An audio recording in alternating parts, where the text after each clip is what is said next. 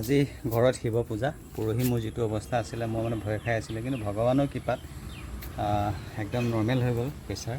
আৰু আজিৰ জোখোতে 110 আৰু 80 আছে, আৰু এতিয়া ঠিকে আছোঁ মানে পূজাত বহিব পাৰিম, নহ'লে মই মনত বহাগ লগাই চিন্তা লাগি আছিলে। আৰু এতিয়া গৈ আছোঁ মন্দিৰলৈ।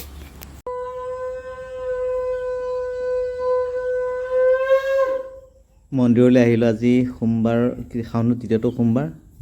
আমাৰ মন্দিৰৰ খুব ধুনীয়া ভাল লগা পৰিৱেশ।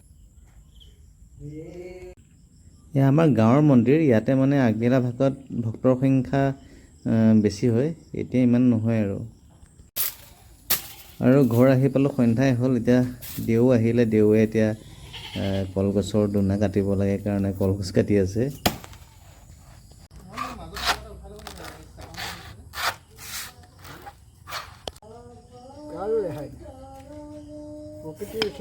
প্ৰকৃতিৰ ওচৰত যিমান বিজ্ঞান নহওক, মানুহে কৈ আছে এবাৰ খৰ খেতি নহয়, হয়নে? সেইটোৱে এক জাক বৰষুণত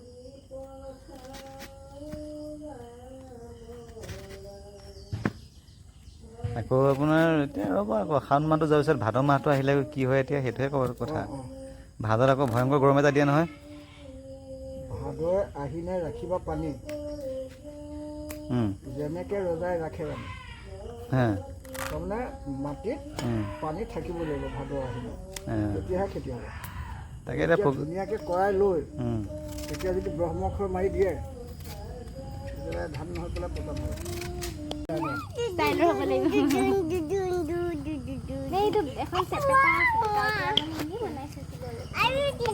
কলেজ ক'ত যোৱা গুচিয়া এখন।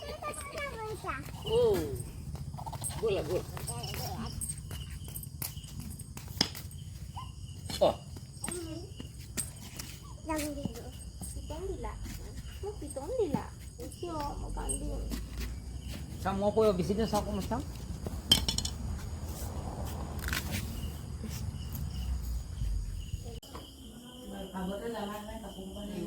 ओम गुजराती विरगुण टाटो विरामस्मत् प्रीतम जपम सिद्धिर भवतु मे देव तत्सदाम महस्सर।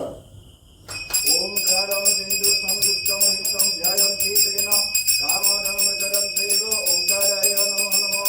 नवजातनं देवसंगोतम जय बलिदान उर्वार मंगलम विष्णुमुखम अमृता चंपकाय शिवाय स्वाहा। ओम चंपकम जलमो ये सुगंधि पुष्पगणम उर्वार मंगलम विष्णुमुखम अमृता चंपकाय शिवाय स्वाहा। আৰু হোমৰ ধোঁৱা চাওক, পূৰা ৰুমটো একো নেদেখা নিচিনা হৈ গৈছে। কেমেৰাত যদি অলপমান আহিছে, এনেই সঁচাকৈ একো একদম চকুৱে টকুৱে ধৰিছে। পূৰা ধোঁৱা ফুটচুট ল'লোঁ, মানে গোটেইখিনি কাম এতিয়া খালি প্ৰসাদৰ কাম আছে। চকু পানী ওলাই গৈছে। কলিজা তুমি ল'লানে? ফুট ল'লানে? চাওঁ ফুট ল'লানে? চাওঁ ফুট ল'লানে? চাওঁ ফুটটো চাওঁ। তোমাৰ ফুটটো চাওঁ, মই দেখা নাই নহয়। টচটো নামাকে দেখুওৱা, মই চাওঁ কোনটো কাৰটো ভাল লাগিছে। দেউতাটো ভাল লাগিছে নে কলিজাটো ভাল আছে?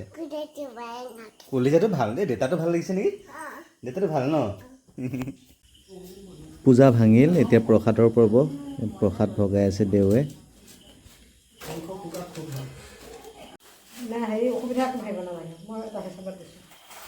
আৰু 12টা বাজিলে, ধুনীয়াকৈ পূজা ভাগ শেষ হ'ল।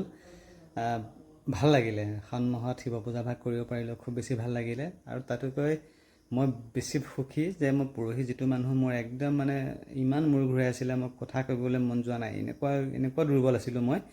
সেই মানুহটোক এদিনত মাত্ৰ আজি এই পৰ্যায়ত, আজিৰ দিনটো মই একো খোৱা নাই, মই উপবাসে আছোঁ।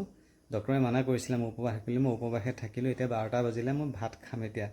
গতিকে এইখিনি চাগে কেৱল ভগৱানৰ শক্তি। মই সেইটো বুলিয়ে বিশ্বাস কৰোঁ। গতিকে ভগৱানৰ ওচৰত থাকক, ভগৱানে সদায় শক্তি দিব, মই সেইটো বিশ্বাস কৰোঁ।